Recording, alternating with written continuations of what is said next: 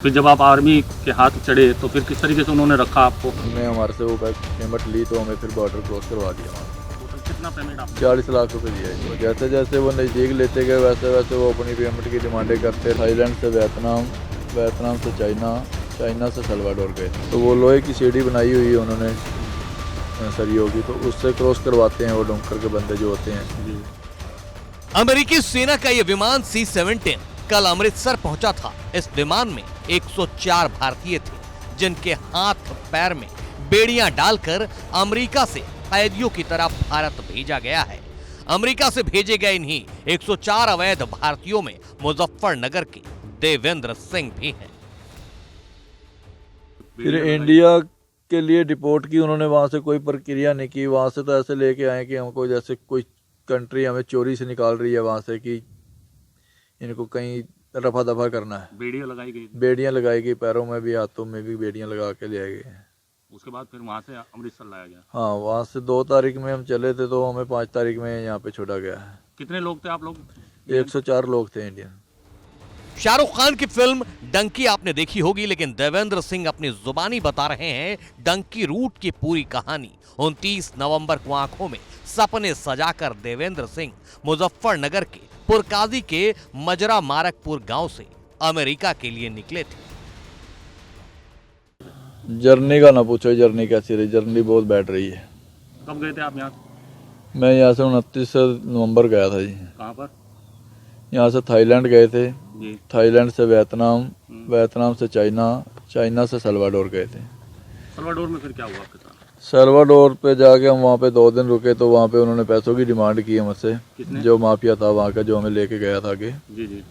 तो वहाँ पे हमने कुछ जितने पैसे उन्होंने बोले हमने प्रोवाइड करवाए उनको। तो उसके बाद में फिर वो आगे हमें 2 दिन वहाँ पे रोक के फिर ग्वाटेमल के लिए ले गए।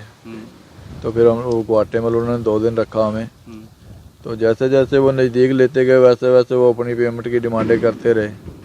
तो फाइनल फिर वो मैक्सिको ले गए। तो मैक्सिको में जो उनकी पेमेंट सारी रुकी हुई थी, तो उन्होंने हमारे से वो पेमेंट ली तो हमें फिर बॉर्डर क्रॉस करवा दिया वहाँ से। टोटल कितना पेमेंट आपने? 40 लाख रुपए दिया जी। कहाँ ये पेमेंट आपने मुहैया कराया था? ये हरियाणा में करवाया जी हमने मुहैया। आपके परिवार से कैश लिया था? हाँ, ये कैश लिया है। अवैध तरीके से तमाम देशों से गुजरते हुए बॉर्डर क्रॉस कराने वाले माफियाओं को 1-2 नहीं 40 लाख रुपए देने के बाद देवेंद्र मैक्सिको और अमेरिका के बॉर्डर पर पहुंचा। उसके बाद आगे क्या हुआ, देवेंद्र से ही सुनिए। बॉर्डर वहाँ पे 15 फुट ऊंची फेंसिंग लगी हुई जी, लोहे की। अमेरिका की? हाँ जी, बाउंड्री है। तो एक तरफ अमेरिका की लगी हुई है, एक तरफ मैक्सिको की लगी है। 2 बाउंड्रियाँ, बीच में उनका रास्ता है जो बॉर्डर पेट्रोलिंग के लिए घूमते हैं। जी। तो मैक्सिको से क्रॉस करना पड़ता है, जो मैक्सिको वाली फेंसिंग है। तो वो लोहे की सीढ़ी बनाई हुई है उन्होंने सरियों की, तो उससे क्रॉस करवाते हैं वो डोंकर के बंदे जो होते हैं, जी माफिया वाले। जी। तो उधर से चढ़ के उधर उतर जाते हैं। तो आगे बॉर्डर पेट्रोलिंग वाले अगर तो पास में है कहीं तो अपने आप आ जाएंगे लेने के लिए। तो नहीं है तो आप उनको 911 पे कॉल करेंगे तो आपको 5 मिनट में आगे उठा लेंगे वहाँ से। फिर जब आप आर्मी के हाथ चढ़े तो फिर किस तरीके से उन्होंने रखा आपको?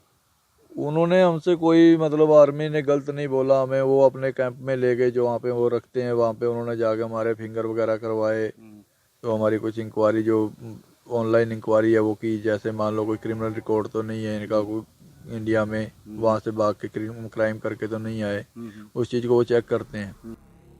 देवेंद्र सिंह मुजफ्फरनगर के छोटे से गांव से चलकर अपने सपनों के शहर अमेरिका तो पहुंच चुका था, लेकिन एक कैदी बनकर। डिटेंशन कैंप में जिंदगी कैसे गुजर रही थी, देवेंद्र सिंह की जुबानी सुनकर कांप जाएंगे।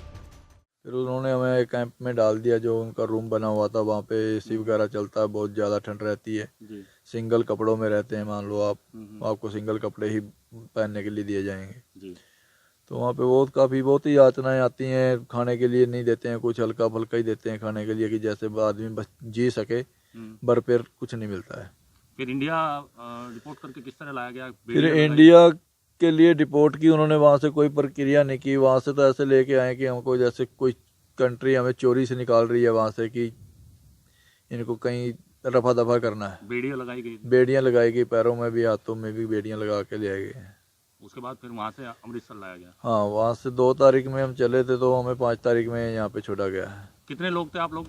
104 लोग थे इंडियन। जिन कैंपों में आपको रखा गया था, जो माफिया के कैंप थे, जिन्हें 40 लाख रुपए आपने दिए हैं, और भी कितने लोग? माफिया के कैंप नहीं है, माफिया तो अपने घरों में रखते हैं। मान लो जैसे 10 बंदे गए उनके पास में गए तो 10 बंदों को 4 दिन रखेंगे, 5 दिन रखेंगे, वो तो आगे निकालते रहते हैं, वो नहीं रोकते हैं। वो तो जो इनके US आर्मी वालों के कैंप है, जो इन्होंने अपने कैंप बना रखे, वहाँ पे US के लोग रखते हैं, सरकार रखती है वहाँ पे।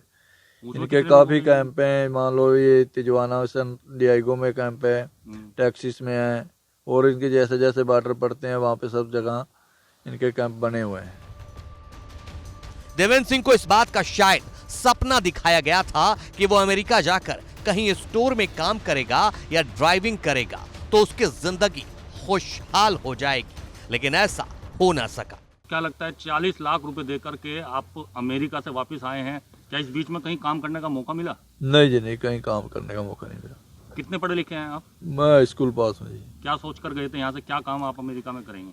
जी काम यही था कि कोई जाके वहाँ पे यहाँ स्टोर में काम करेंगे, जब तक लाइसेंस वगैरह अप्लाई करेंगे ड्राइवरी का, तो उसके बाद में ट्रक वगैरह पे काम कर लेंगे, ट्रक्स वगैरह चलाने के लिए जी। था। अब दोबारा सोच जाने की किसी देश में? नहीं, जब तो हिम्मत ही नहीं जाने के लिए। अमेरिका ने जो ये कदम उठाया है डिपोर्ट का, क्या सही समझते हैं आप? क्या? नहीं जी, बहुत गलत कदम है उनका। पहले उन्होंने आदमी बुलाए यहाँ से काम करने के लिए, अब उनको पीछे भगा रहे हैं। तो आप लोग जो गए थे, ये इलीगल तरीका है क्या? यही एक तरीका है वहाँ जाने के लिए? नहीं, ये है तो अनलीगल तरीका है, पर तरीका जो उनका वैसा तरीका उसको फॉलो नहीं कर सकते हम। Legal उनके जो तरीका जो रूल नहीं फॉलो कर सकते हम जितने इसलिए उनके। इलीगल ही अपनाना हाँ, पड़ता यही अपनाना पड़ता है। ज्यादातर लोग इलीगल ही जाते है, हैं। ज्यादा इसी से आते हैं जी। कहते हैं गैर कानूनी काम का अंजाम हमेशा बुरा ही होता है। देवेंद्र के साथ भी वही हुआ। 40 लाख रुपए भी गए, 7 समंदर पार दूसरे मुल्क में जेल मिली, जिल्लत के साथ लौटना पड़ा। ये उन तमाम नौजवानों के लिए सबक है जो बगैर अपना हुनर बनाए जिंदगी में शॉर्टकट के जरिए अपने सपनों को पूरा करना चाहते हैं। आप इस खबर को लेकर क्या सोचते हैं? अपनी प्रतिक्रिया हमें जरूर दें।